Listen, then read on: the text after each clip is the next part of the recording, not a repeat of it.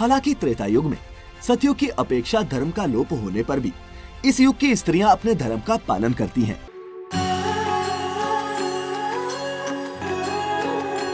हो जन्म जन्म की खोज बताए, राम से चल के राम पे आए। प्रेम कोई हमें और न जाने, राम से रूठे राम से माने। एक है चंदन एक है पानी, राम सिया राम जय जय राम। राम सिया राम जय जय राम। कालखंड के तीसरे युग की शुरुआत होती है, जिसे द्वापर युग के नाम से जाना जाता है। द्वापर युग में मनुष्य अपने कर्तव्यों से दूर होने लगता है, यानी कि वो स्वार्थी होने लगता है। इस युग में भौतिक सुखों की पूर्ति करने के लिए मनुष्य कई तरह के अधर्म करने लगता है और धर्म को त्याग देता है। जैसे जैसे इस युग की कालावधि आगे बढ़ती है, वैसे वैसे मनुष्य काम, क्रोध, लोभ, ईर्ष्या जैसे दुर्गुणों से ग्रसित होने लगता है। इस युग में लोगों की पहचान कर्म से नहीं होती, बल्कि जन्म से की जाती है। अर्थात इस युग में सारी वजह थी कि इस युग में महाभारत जैसा महायुद्ध भी हुआ था।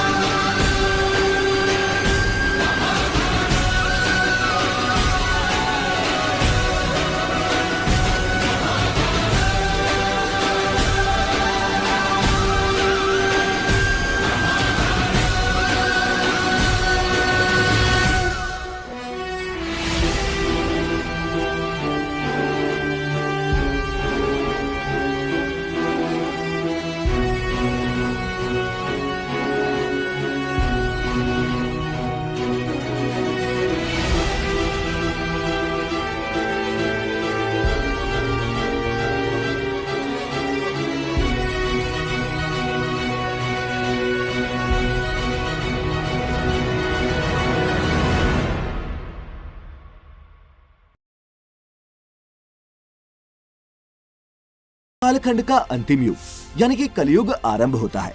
मित्रों, कलयुग के मनुष्य कैसे होते हैं, इसे जानने से पहले आपके लिए ये जानना आवश्यक है कि आखिर युग के हिसाब से मनुष्य में ये परिवर्तन कैसे होते हैं। दरअसल सतयुग में धर्म का आधार 4 पैर पर होता है, जो त्रेता में 3 पैर वाला, द्वापर में 2 पैर वाला और कलयुग में सिर्फ 1 पैर वाला रह जाता है।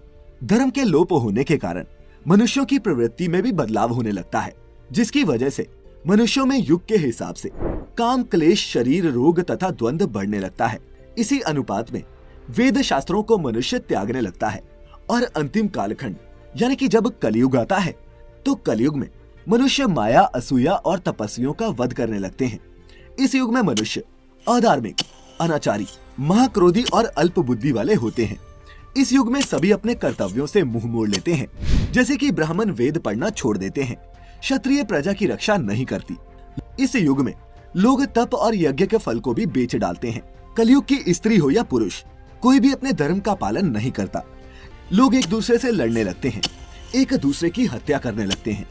चारों युगों में कलयुग को वैसे तो सबसे श्रापित युग बताया गया है, लेकिन मित्रों, कलयुग की सबसे बड़ी खासियत ये है कि कलयुग में सिर्फ एक दिन किया हुआ धर्म का काम सतयुग में 10 वर्ष, त्रेता में 1 वर्ष और द्वापर में 1 माह किए गए धर्म के बराबर होता है। और इस कलयुग में हरि का नाम मात्र लेने से ही मनुष्यों को मुक्ति मिल जाती है।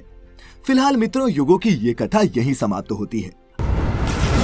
पृथ्वी अंबर सात समंदर सारी दुनिया मेरे अंदर, मेरे इशारे झुका दे सितारे, मैं ही आत्मा मैं परमात्मा। पृथ्वी अंबर सात समंदर सारी दुनिया मेरे अंदर, मेरे इशारे झुका दे सितारे, मैं ही आत्मा मैं परमात्मा।